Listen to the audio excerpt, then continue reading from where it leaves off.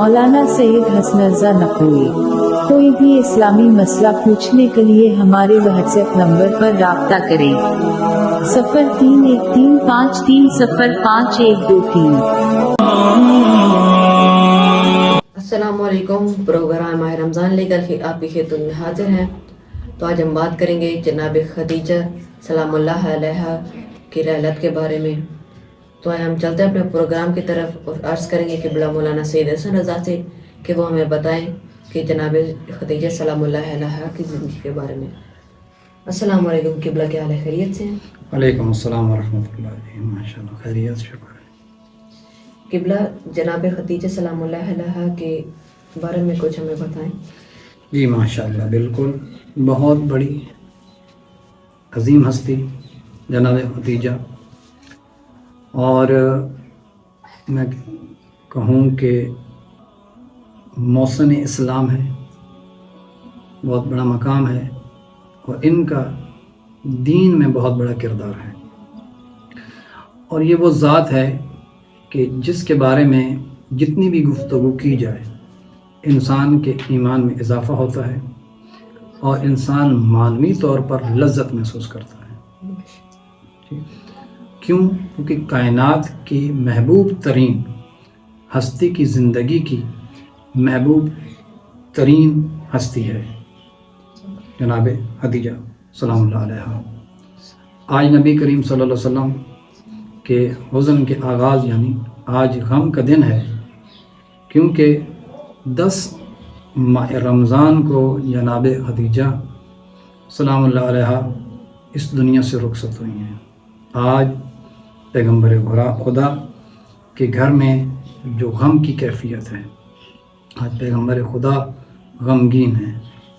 और क्यों ना हो, क्योंकि पाक पैगम्बर को अपनी ज़ौजा से बहुत मोहब्बत थी, और इसी वजह से पैगम्बर अकरम ने जनाब खदीजा की ज़िंदगी में दूसरी शादी नहीं की, कि ये एक मोहब्बत का इजहार था, और ये तकाज़ा ये था कि उन्होंने अपनी ज़िंदगी में जनाब खदीजा की ज़िंदगी में पाक पैगम्बर ने दूसरी शादी नहीं की। और इसकी वजह क्या है कि इस्लाम लाने वाले 2 तरह के लोग होते हैं। एक वो कि जो पैदाइशी तौर पर दीन हज़रत इब्राहीम पर मौजूद है, पैदाइशी तौर पर जो है वो दीन हज़रत इब्राहीम पर थे और उसी दीन पर आ रहे थे। और एक वो कि जो अभी इस्लाम नहीं आया था, मुशरिक थे, काफिर थे, जैसे ही इस्लाम आया उसके बाद वो जो है वो इस्लाम लेकर आए। तो ये 2 तरह के जो है वो अफराद थे।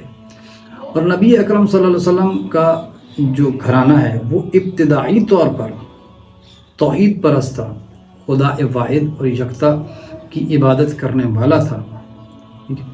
और जनाब खदीजा सलामुल्लाह अलैहा उन्हीं मवाहिदों में से थीं, दीन इब्राहीम पर थीं। और यही वजह है कि जब नबूवत का ऐलान होता है, जैसे ही नबूवत का ऐलान हुआ तो तारीख़ कहती है कि सबसे पहली जो ईमान लाने वाली थी जनाब पैगम्बर खुदा पर, तो वो जनाब खदीजा थी, और कलमा पढ़कर इस दीन के अंदर जो है वो दाखिल हो गई। तो ये बहुत बड़ी अज़मत है जनाब खदीजा सलामुल्लाह अलैहा की। और उसके बाद हमने देखा कि जो नमाज है ये बहुत बड़ी इबादत है, बहुत बड़ी सआदत है। फरमाया कि जनाब खदीजा ने सबसे पहले वो ये ख़ातून थी कि जिन्होंने पैगम्बर खुदा के साथ खाना काबा में पहली मरतबा जो है वो नमाज़ पढ़ी थी।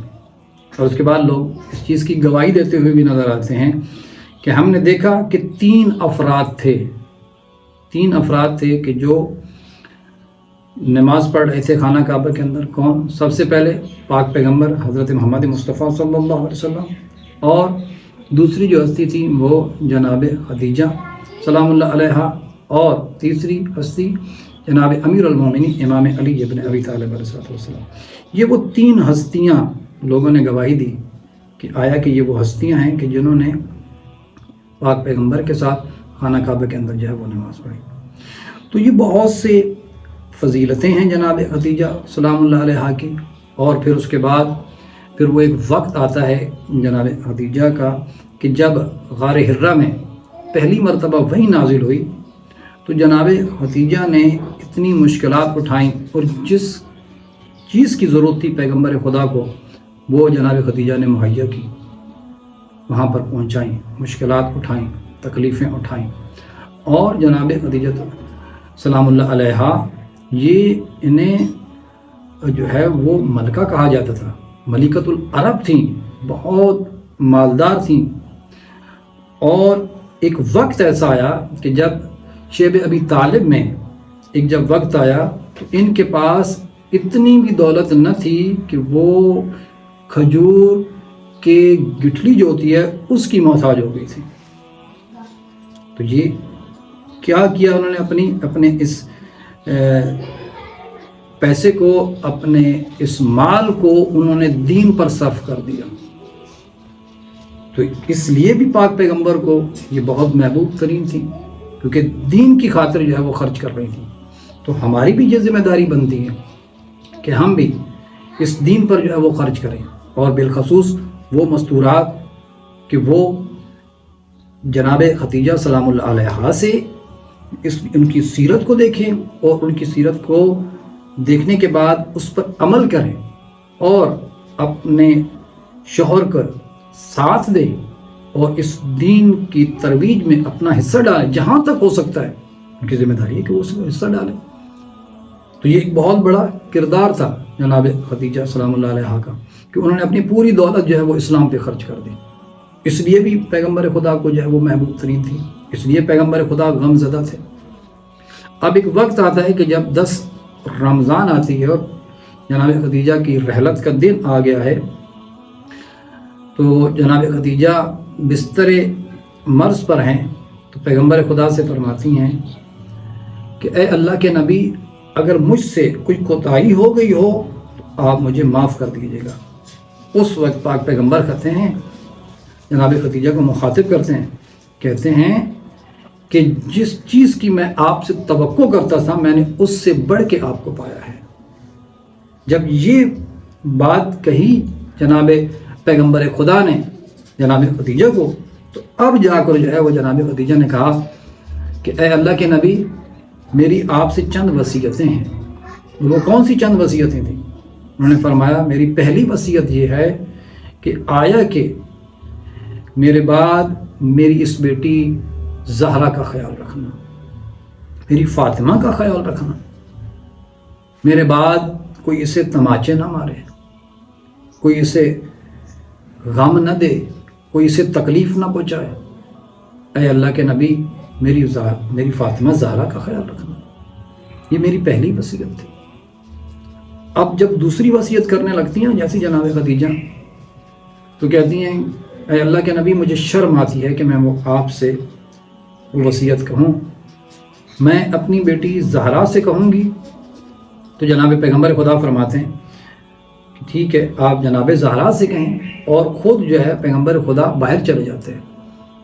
اب جناب خدیجہ کیا کرتی ہیں، وہ اپنی بیٹی جناب فاطمہ زہرا سلام اللہ علیہا سے کہتی ہیں کہ اے بیٹی، مجھے قبر سے ڈر لگتا ہے، اس کی ہولناکیوں سے مجھے ڈر لگتا ہے. تو وہ ایک درس دے رہی تھیں ہم جیسے لوگوں کو، ہم جیسے افراد کو، مستورات کو. وہ کہتی ہیں کہ مجھے قبر کی ہولناکی سے ڈر لگتا ہے.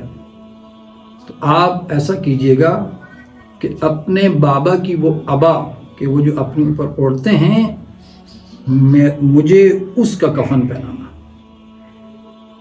اب جیسے ہی یہ وصیت مکمل ہو گئی تو جناب فاطمہ زہرا سلام اللہ علیہا نے جا کر اپنے بابا سے کہا، اور جب پیغمبر خدا آئے تو پیغمبر خدا نے وہی ابا جناب خدیجہ کو دی اور اسی سے کفن بنایا اور جناب خدیجہ کو اسی کفن میں لپیٹ کر جو ہے وہ قبر کے اندر جو ہے وہ دفن کیا گیا.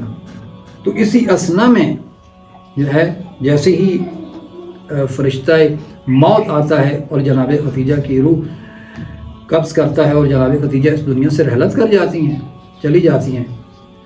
ایک طرف فرشتہ موت آتا ہے اور دوسری طرف جو ہے وہ جبرائیل امین آتے ہیں اور آ کر کہتے ہیں اے اللہ کے نبی آپ کی زوجہ کو اللہ رب العزت نے جنت میں ایک بہت بڑا اعلیٰ مقام عطا فرمایا ہے. تو یہ بہت بڑی عظمت ہے جناب خدیجہ کی. تو اس لیے یہ ایام بالخصوص جو 10 ماہ رمضان ہے جناب خدیجہ کی رحلت کے حوالے سے ہمیں چاہیے کہ ہم ان ایام کو بہترین طریقے سے منائیں اور یہ پیغام لوگوں تک پہنچائیں، اور بالخصوص ہماری وہ مستورات وہ جناب خدیجہ کی سیرت کو پڑھیں، اس کا مطالعہ کریں اور دیکھیں کہ کس طریقے سے اپنا شوہر کے ساتھ دیتی ہیں اور اپنے شوہر کے ساتھ کھڑی ہوتی ہیں دین کو پہنچانے کے لیے. ہماری ذمہ داری ہے، آپ کی ذمہ داری ہے کہ اس پیغام کو عام کریں، لوگوں تک منتقل کریں. دعا کرتے ہیں کہ پروردگار عالم ہمیں سیرت ائمہ معصومین علیہ السلام پر چلنے کی توفیق عطا فرمائے. ماشاءاللہ یہ تھے جناب خدیجہ سلام اللہ علیہ کے بارے میں.